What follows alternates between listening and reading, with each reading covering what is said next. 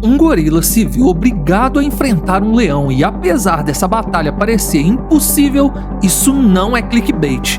E eu vou te contar os detalhes dessa história.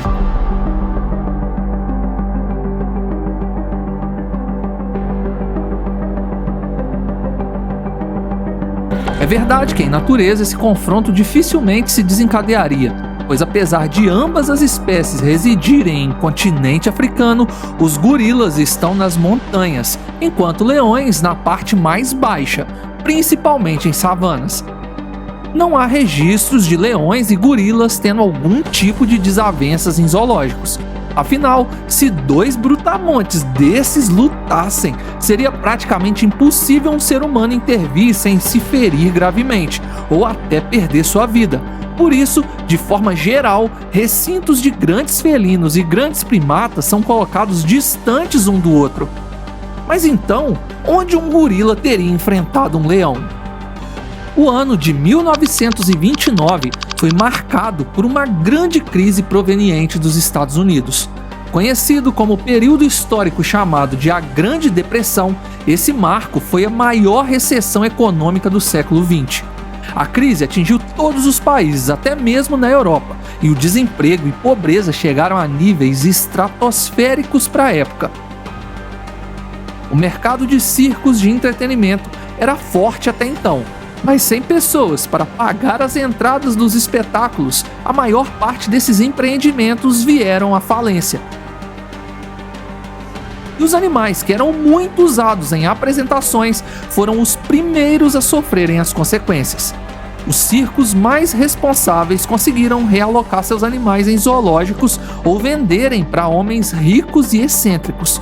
Porém, a maioria dos exemplares usados nas apresentações eram deixados em suas jaulas para definharem, ou soltos em florestas que nada tinham a ver com seus habitats e acabavam sendo abatidos pela população local.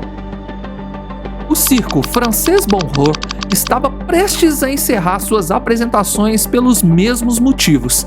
Entre os seus animais mais famosos estavam um leão africano e um gorila silverback. 1930, interior da França. Para tentar sobreviver mais alguns meses, Paul Bernard, o proprietário do circo Francês Bonheur e treinador de animais, levou suas apresentações ao interior da França, um local de fazendas e criação de gado. Sua esperança era trocar entradas por gado e depois vender esse gado em cidades maiores para conseguir gerar receita e superar o pior momento financeiro que ele já tinha enfrentado. Paul estava com poucos funcionários e os únicos animais que sobraram eram o leão Judas e o gorila Bárbaro, ambos capturados ainda filhotes pelo próprio Paul em uma de suas viagens à África. Por isso, o homem não conseguia se desfazer dos exemplares. Os demais animais tinham sido vendidos para suprir a falta de dinheiro. Judas, o leão, tinha emagrecido muito. A comida estava regrada e o felino estava demonstrando um comportamento muito agressivo, inclusive com Paul, que o criou e treinou. O gorila bárbaro também estava recebendo porções menores de frutas e hortaliças, mas apresentava uma adaptação melhor à redução de alimento do que Judas, e mesmo recebendo quantidades menores, ele ainda se alimentava todos os dias. A viagem não foi como Paul esperava, e em seu diário ele registrou que o circo Bonheur tinha chegado ao fim, recolhendo suas tendas para sempre. Os poucos funcionários seguiram suas vidas, recebendo como pagamento as economias do dono do circo. Paul tinha dedicado sua vida a seu circo. Por ser estéril e não ter conseguido gerar filhos com sua esposa, o homem via cada espetáculo como uma criação sua, cada apresentação como um filho. Seu declínio financeiro e o fechamento do seu negócio o colocou em profunda depressão. Tudo que restava a ele eram Judas e Bárbaro, pois sua mulher o abandonou e foi viver com um fazendeiro quando descobriu que estava grávida do mesmo. Nos últimos registros do diário de Paul, ele relata sua vontade de se oferecer como comida para os seus animais selvagens, o leão e o gorila, mostrando que o homem beirava a loucura. O que o fez desistir disso era saber que depois de sua morte, os animais definhariam sem nenhum cuidado externo. foi quando Paul teve a ideia mais insana em meio à crise existencial e financeira que ele vivia. O homem, atormentado por seus fracassos, colocou Judas e Bárbaro na mesma jaula. Segundo seus registros, os recursos financeiros estavam quase no fim, e dessa forma só sobraria um animal para que ele cuidasse, e economizando dinheiro e energia. O leão foi alimentado com uma galinha roubada e o gorila com uma porção generosa de frutas selvagens colhidas por Paul. Ele pensou que se alimentasse os animais antes, conseguiria fortalecê-los para essa batalha, além de tornar o trajeto do leão até a jaula do gorila mais seguro para ele, pois temia que o leão o devorasse no caminho. Quando os dois animais foram colocados na mesma cela, tudo saiu do controle, e realmente um deles se mostrou mais forte. Depois de estarem no mesmo espaço, os animais ficaram se encarando por alguns segundos, e o gorila partiu para cima do leão.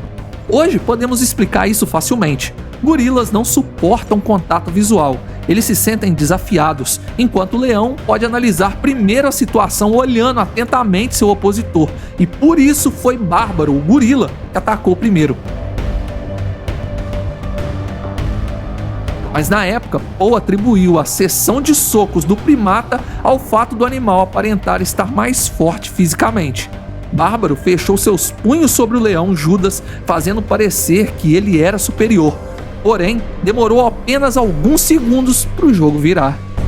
Judas se desvencilhou do gorila e em um pulo preciso travou a boca abaixo do pescoço de Bárbaro, enquanto cravava suas garras nos ombros do gorila.